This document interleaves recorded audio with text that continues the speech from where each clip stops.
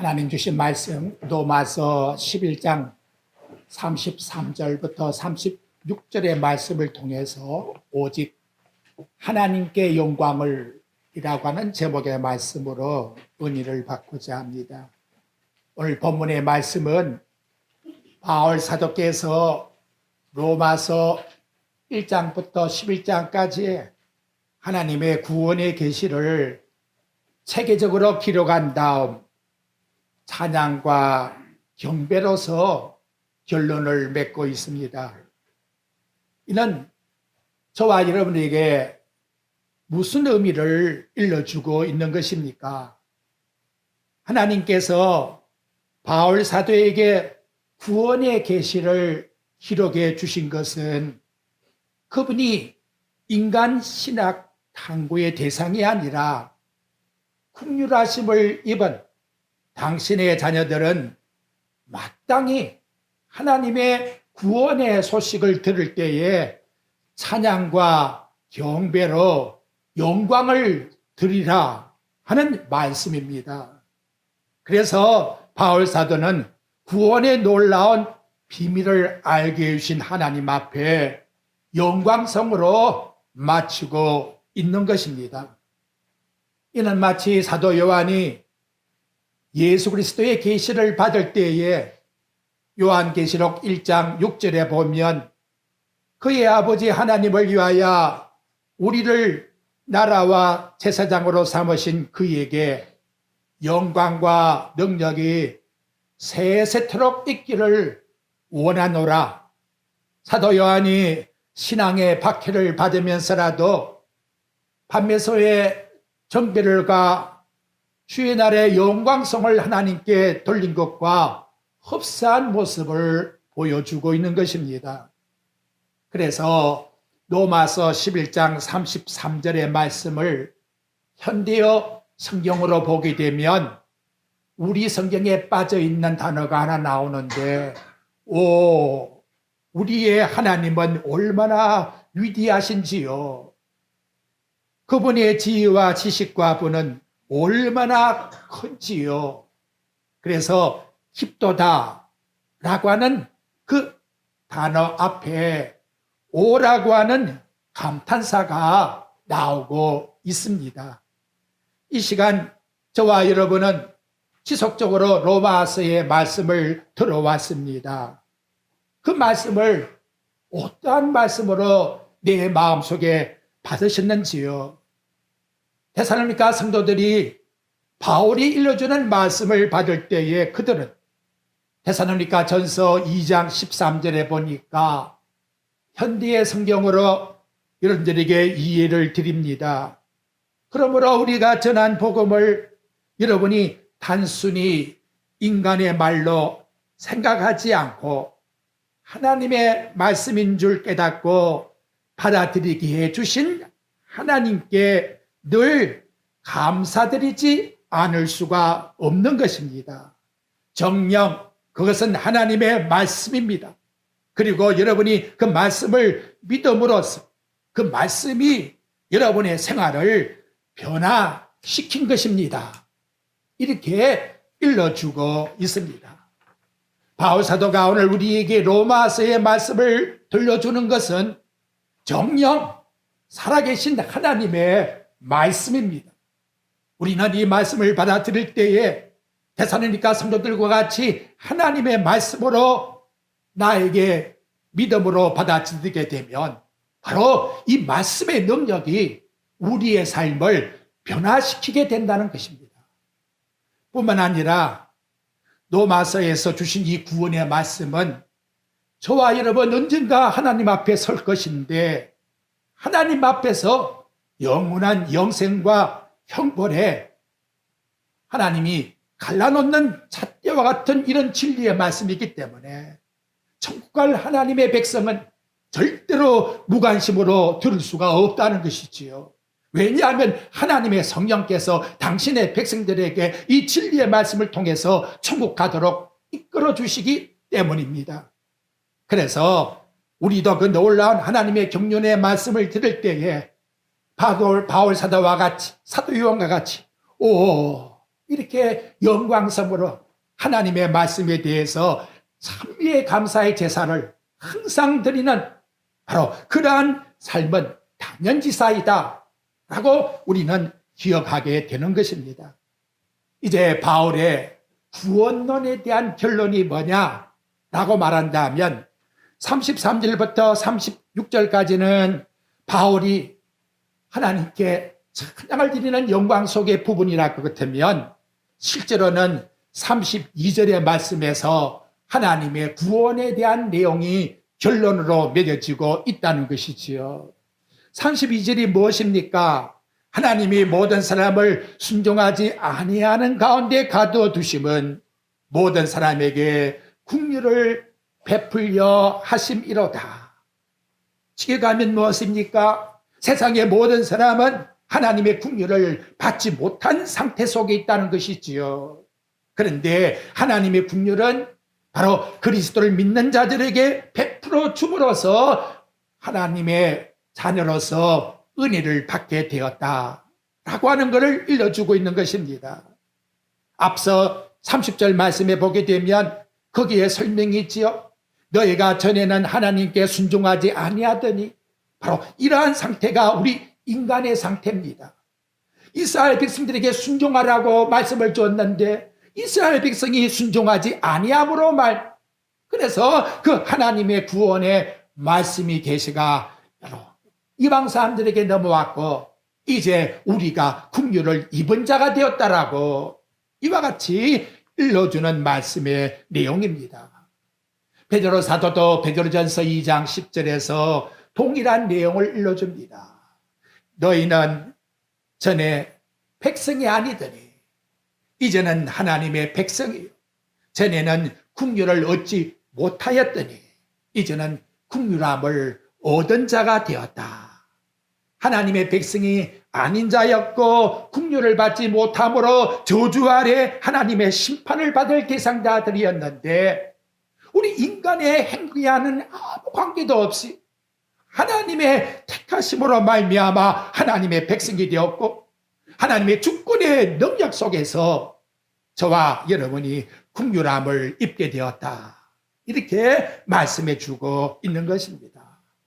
정말 내가 하나님 앞에 주인이라는 사실을 인정한다면 나의 신분이 그러한 가운데서 하나님의 백성으로 삼아 주었다는 놀라운 은혜를 발견한다면 우리는 하나님의 말씀, 이 말씀을 우리의 심령 속에 들을 때에 지식적인 논리로 내 마음속에 세상으로 판단하려고 하는 것이 아니라 세상의 지식을 논하는 붓은 내려놓고 나를 구원해 주신 하나님, 나를 하나님의 자녀로 삼아주신 삼일째 하나님 앞에 영광성을 돌립니다라고 하는 신앙의 고백으로 들어지어 된다는 것입니다. 그러니까 하나님을 믿는 믿음은 하나님을 인간의 지식 탐구의 대상으로 여기고 분석하고 평가해서 믿어지는 것이 절대로 아니라는 거지요. 마치 십자가에서 구원받은 강도를 보십시오. 죽음의 시간 앞에 있다 할지라도 예수님을 하나님으로 믿는 그 믿음의 역사가 보이지 않는 성령의 능력 속에서 이루어지고 있었다는 것을 우리는 깨닫게 해주고 있는 것입니다. 그렇다면 하나님을 인간이 안다는 것과 믿어진다고 하는 그 원인은 우리 인간의 어떤 힘이나 이성에서 절대 나온 관계가 아니라는 거예요. 그리고 이것이 진실로 내 마음속에서 믿어질 때에 우리의 변화는 어떻게 일어나느냐? 이제 그것이 로마서 12장 1절부터 나오는 그러므로 라고 하는 내용입니다. 하나님이 우리에게 긍휼을 베풀어 주셔서 하나님의 자녀로 삼아 주었기 때문에 이제는 우리의 몸이 하나님이 기뻐하는 산 제물로 드려지는 생활, 그것이 영적 하나님께 드려지는 예배라고 우리의 모든 생활 속에서 그리스도 때문에 내가 살고 있고 하나님께 영광을 돌려드려야 된다 하는 마땅한 하나님 앞에서의 신앙 고백을 우리 모든 생활 속에서 드러내게 된다라고 일러주고 있는 것입니다. 이제 우리 본론적으로 들어가 봅시다. 33절의 말씀을 보십시오. 바울의 그 놀라운 고백이 뭡니까? 깊도다 하나님의 지혜와 지식의 풍성함이요 그의 판단은 헤아리지 못할 것이요 그 길은 찾지 못할 것이라. 여러분, 바울 사도가 어떠한 분이었습니까? 율법의 학자였고 가말리엘의 최고의 학벌의 출신이었고 세상 지식으로 말하면 최고 엘리트 층에 있는 자였는데 하나님의 지혜와 지식에 대해서는 전혀 알지를 못하고 깨닫게 될 때에 놀랍다라고 탄생이 나왔다는 것이지요. 헤아릴 수가 없다. 찾아낼 수가 없다. 청량할 수가 없다. 하나님 외에 어떤 분이 불순종에 갇힌 인간에게 긍휼을 베푸시고 죄악된 타락한 인간 마음을 돌이켜서 하나님을 섬길 수 있게끔 해줄 수가 있는가라는 것이지요. 어떤 피조물이 보이지 않는 하나님 그분의 판단과 그 길을 어떻게 판단하고 헤아릴 수가 있겠는가라는 거예요. 그래서 이사야 55장 8절과 9절에 보면 이는 내 생각이 너희 생각과 다르며 내 길은 너희 길과 다름이라.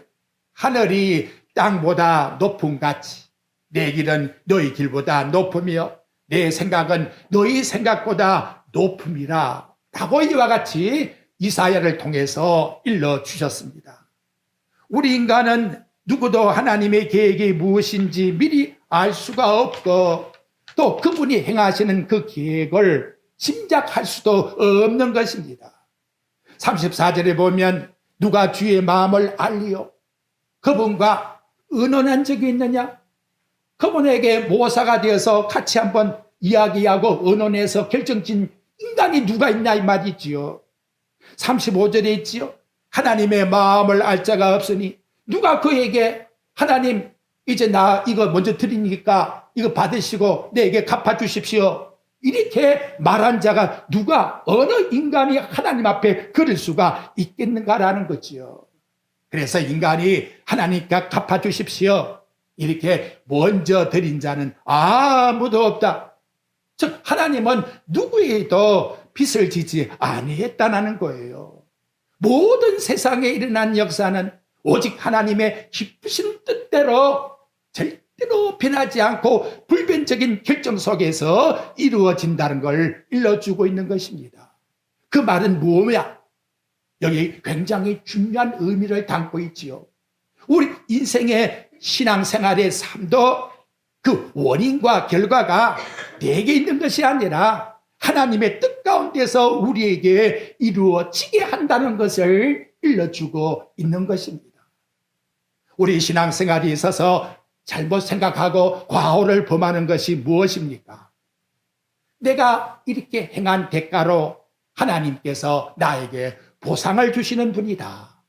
이런 마음을 가지고 하나님께 접근해 나가기 때문에 오늘날도 설교에 보게 되면 보상해 주시는 하나님 이런 제목을 가지고 계속해서 설명을 하려고 합니다만은 그 좋은 예를 뭘 드리고 있는가 생각해 보십시오.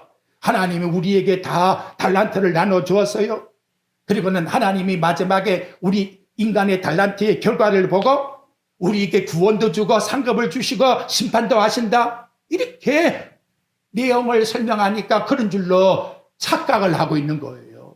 이거 얼마나 무서운 오류를 범하고 있는가라는 거지요. 이런 열심을 가지고 쫓아간 유대인들에게 대해서 바로 바울은 로마서 10장 3절에서 지적해 준 겁니다. 하나님의 의를 모르고 자기 의를 내세워서 하나님의 의에 복종하지 않는 열심만 그들이 행했다라고 말씀하고 있는 겁니다.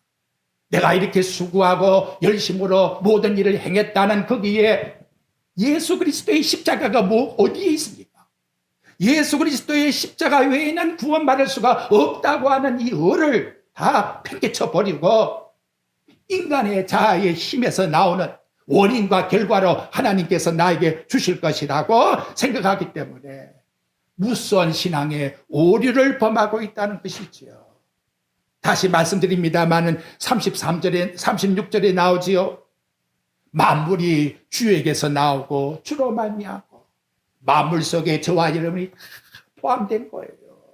우리의 원인과 결과가 누구께로? 주께서 나온 거예요. 그리고 우리 행해지는 모든 것이 주로 말미암아 행해지고 이루어지는 거예요. 결국은 우리의 모든 것이 다 주님께로 돌아가게 된다. 모든 원인과 결과, 우리의 모든 것 누가 주장하시느냐?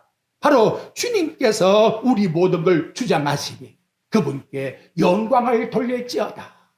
이렇게 바울은 하나님 앞에 아멘으로 고백을 드리고 있는 것입니다. 여러분 생각해 보십시오. 솔로몬이 1000번제를 드렸으니까 1000번 드린 제사가 하나님께 응답이 된 겁니까? 그러면 우리도 1000번 하나님께 헌금하면 응답이 될 것 아닙니까? 그래서 모방해 낸 것이 1000번째 봉투가 나온 거예요. 이렇게 드리면 하나님께서 받으실 것이라고. 인간의 행위를 가지고 하나님이 나 이렇게 했으니까 보상해 주시오 라고 하는 결정을 짓는 그런 하나님으로 생각하고 있다는 것이지요. 그렇게 되면 어떤 결론이 나옵니까? 우리 인간의 행위를 따라서 하나님은 움직이시는 하나님이, 하나님의 불변적 당신의 깊으신 뜻 속에서 우리를 이루어 나가는 것이 아니라 인간이 행한 그 행함을 보고서 너 잘했구나 하고 상급을 주고 너 못했구나 지옥 보내겠다 이런 결론으로 하나님을 인간이 풀이난 정말 무서운 오리를 범하고 있다는 거예요. 이미 우리는 로마서 9장 11절부터 13절에서 말씀을 보았어요. 그 자식이 아직 태어나지도 아니했다. 태어나지도 아니했으니까 무슨 행동이 있습니까, 여러분? 그런데 하나님은 뭐라고 합니까? 야곱은 사랑하고 에서는 미워했다. 이 세상이 나오기도 전에 하나님의 결정 속에서 이루어졌고 그 결정을 따라서 야곱의 자손으로 그리스도가 탄생하게 되는 하나님의 예지의 결정은 절대 불변적이라는 것을 나타내 주고 있는 것입니다. 그래서 로마서 9장 18절의 말씀에요. 하나님께서 하고자 하시는 자를 긍휼히 여기시고 하고자 하시는 자를 완악하게 하신다. 누가 하나님 앞에 왜 이렇게 합니까? 라고 하소연할 수 있겠나 이 말이지요. 그분은 조물주요. 우리는 피조물이요. 우리는 하나님 앞에 하나의 빚어진 흙덩이에 불과한 것이지요. 이 말씀을 우리가 기억할 때에 이제는 여러분 32절 말씀을 이해해 봅시다. 하나님이 모든 사람을 순종하지 아니하는 가운데 가둬두심은 모든 사람들에게 긍휼을 베푸심이라. 바로 이 뜻은 하나님이 우리 인간이 억지로 순종하지 못하도록 가둬놨다. 그런 뜻이 전혀 아닙니다. 누구든지 인간의 힘으로는 하나님의 복음 앞에 순종할 수가 없는 불가능 속에 있는 것이요. 하나님의 긍휼을 베푼 자만이 해방을 받을 수 있는 능력 속에서 참된 자유를 얻게 된다는 것을 저와 여러분들에게 일러주는 말씀의 내용입니다. 그 긍휼을 받아야 우리는 선한 열매가 나타나게 되는 거예요. 목사님 가만히 있어도 그러면 되겠네요. 그런 뜻이 아니라 내가 이렇게 긍휼함을 받았으니 내가 이제는 어떻게 보답할까? 놀라운 것은 골로새 교회를 보니까 1.6절에 말합니다. 이 복음이 이미 너희에게 이르매 너희가 듣고 참으로 하나님의 은혜를 깨닫는 날로부터 참으로 그렇구나 나에게 긍휼을 베풀어 주었구나 이걸 깨닫는 날로부터 온 천하에 열매를 맺어 자라는도다. 이것이 복음의 능력이라고 저와 여러분들에게 일러주고 있는 말씀의 내용입니다. 타락한 우리 인간의 후손은 하나님 말씀 앞에 순종할 능력이 전혀 없는 거예요. 그것을 우리는 신학적으로 전적 타락 그리고 전적 무능력이라고 이와 같이 말씀해 주고 있는 것입니다. 여기에서 저와 여러분들에게 이제 다시 바울이 깨닫는 말씀을 살펴보고자 합니다. 오늘 로마서 11장 33절 말씀의 내용에 보게 되면 깊도다 하나님의 지혜와 지식의 풍성함이요. 뭘 깨달았느냐? 하나님이 구원을 베풀어 주고 있는 그 놀라운 역사는 우리 인간의 생각은 도저히 생각할 수 없는 것이고, 그리고 인간이 생각했다라고 하는 인간의 생각과는 정반대로 인간이 전혀 생각지 못한 것을 통해서 하나님께서 구원하시는구나. 그걸 깨닫게 될 때에 깊도다. 하나님의 지혜와 지식이라고 이와 같이 말씀해 주고 있는 것입니다. 여러분에게 묻습니다. 하나님이 우리 인간을 구원해 주고자 하시는 비밀이 뭐지요? 뭘 통해서 저와 여러분에게 구원을 주셨습니까? 하나님의 아들이 이 땅에 오셔서 뭐 하셨다? 십자가의 죽으심으로. 이걸 누가 예상하고 생각하고 그렇다라고 인정할 사람이 있겠는가라는 거지요. 그래서 바울이 고린도전서 1장 23절에 말씀을 해요. 내가 너희들에게 십자가를 전해주니까 너희들이 뭐라고 하느냐? 유대인들은 끄리끼는 것이고 이방인들은 미련한 걸 전한다. 이렇게 너희들이 대답을 하는구나. 현대의 성경에 보게 되면 참 쉽게 설명해서요. 우리를 구원하기 위해 죽으신 그리스도께 대해서 설교를 하면 유대인들은 기분 나쁘대요. 왜 십자가 그 설교만 하느냐고. 우리는 그 십자가 보기도 싫어. 이렇게 기분 나쁘게 생각한대요. 근데 이방인들은 뭐라고 하느냐. 미련하다는 그 말의 번역을 모두 잠꼬대 같은 소리로 듣는다. 잠꼬대 같은 소리로. 얼마나 무시합니까, 여러분? 또 잠꼬대하고 있네. 내가 설교하고 있는데 목사님 또 잠꼬대하고 있어. 이거 얼마나 마음이 아파요. 그렇게 이 말씀을 듣는다는 거예요. 이게 아니면 누구도 구원받을 수가 없는데 100번, 1000번, 10,000번 들어도 이 길 외에는 구원받을 수 없는 길이기 때문에 내가 곧 진리요 생명이니 나로 말미암지 않고는 아버지께 올 자가 아무도 없느니라.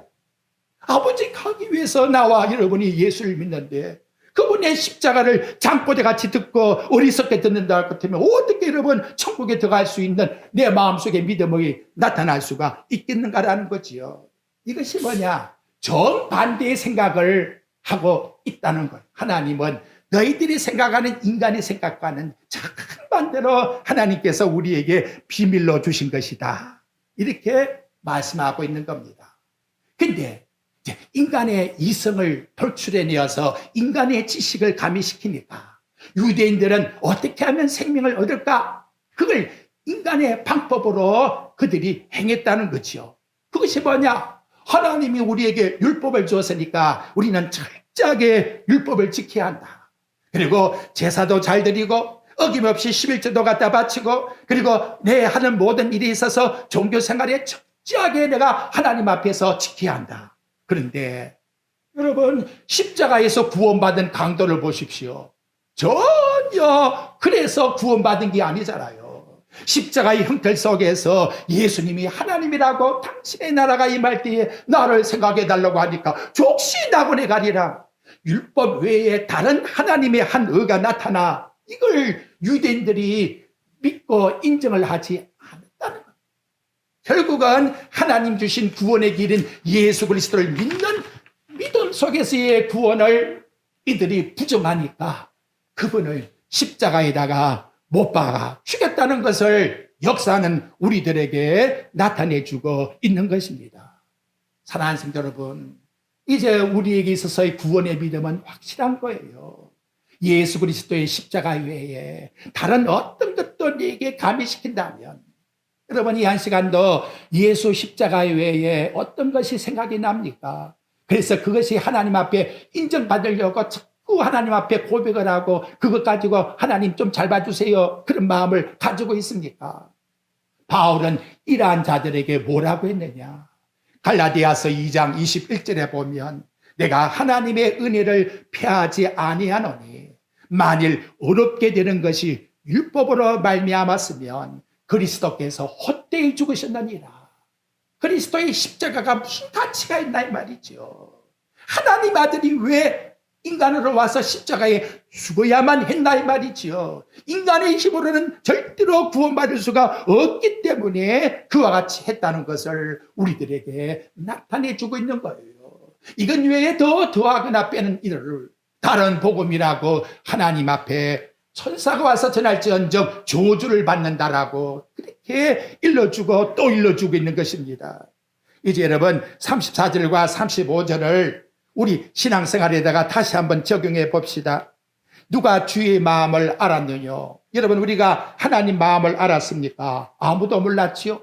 그리고 누가 그의 모사 카운슬러가 되었느냐? 그분과 누가 의논을 했느냐? 그런 자가 아무도 없잖아요. 그리고 35절에 누가 주님께 뭔가 드려가지고 나 이거 바쳤으니까 하나님 나한테 주시오 하고 갚으심을 받게 됐느냐? 하나님은 빚진 종이 아니라는 거지요. 누구에게도 그렇게 된 것이 아니라는 거예요. 그렇다면 우리 상태는 어떠하냐? 여러분, 로마서 5장 8절 말씀을 생각해 보십시오. 우리가 아직 죄인 되었을 때에, 이건 뭐예요? 우리 인간이 하나님 앞에 국률을 입지 못하고 있는 상태 속에 있을 때에 그 말입니다. 이런 상태 속에서 누가 하나님 앞에 드림받고 의논할 자가 누가 있고 하나님 마음을 알 자가 누가 있겠나 이 말이죠. 이는 어벌성설, 누구도 할 수가 없는 것입니다. 이렇게 됐을 때에 우리 인간의 범죄함 타락 속에 있는 우리 상태와는 아무 관계도 없이 하나님 스스로 결정한 그 결정에 따라 이 땅에 하나님 아들을 보내주어서 십자가에 죽게 하사 나와 여러분은 하나님이 내가 너희를 이렇게 사랑한다라고 하는 사랑의 확증을 보여주었다는 거지요. 이거 얼마나 여러분 놀라운 말씀입니까? 하나님이 억지에 못 여겨서 그렇게 한 것이 아니고 에베소 1장 5절에 보면 하나님의 기쁘신 뜻에 의해서 여러분을 예수 믿게 한 것이 억지가 아니에요. 하나님이 창세전부터 나는 너를 재건한양교회 성도로 삼아서 천국 보낼 거야. 기쁘신 뜻에 의해서 저와 여러분을 불러내어 주셨다는 것이지요. 이 말씀을 들을 때 우리는 어떻게 해야 되겠습니까, 여러분? 그래서 바울의 결론은 36절에 보니까 이것이 여러분 아멘입니다. 아멘. 정말 그렇구나. 그래서 그 내용이 나왔지요. 만물이 어디서 나왔다고요? 주에게서 나왔어요. 우리 가지고 있는 모든 것이 누구에게서 나왔어요? 내가 힘을 쓰고 노력하고 수고하고 기술이 쓰던 거예요? 주에게서 나온 거예요. 그리고 지금 살아가는 모든 상황이 누굴 통해서 사는 거예요? 내 계획입니까? 여기 있는 말씀해 보십시오. 주로 말미암고. 그리고 저와 여러분은 누구에게로 간다고요? 마지막 결론이 주에게로 돌아갈 존재이다. 이렇게 결론을 맺는다는 거지요. 그러니까 하나님의 주권 속에서 나의 모든 뜻이 이루어질 뿐이요. 그 뜻 속에서 나와 여러분이 부르심을 받아 국민함을 입어 하나님의 자녀가 되었으니 이보다 더 복된 삶이 어디 있겠나 이 말이지요. 여러분, 하나님께 헌물할 때에도 이런 마음을 가져야 돼요. 그래서 역대상 29장 14절에 보면 다윗이 하나님께 드리면서 뭐라고 했느냐? 나와 내 백성이 무엇이기에 이처럼 즐거운 마음으로 드릴 수 있는 힘을 주셨나이까?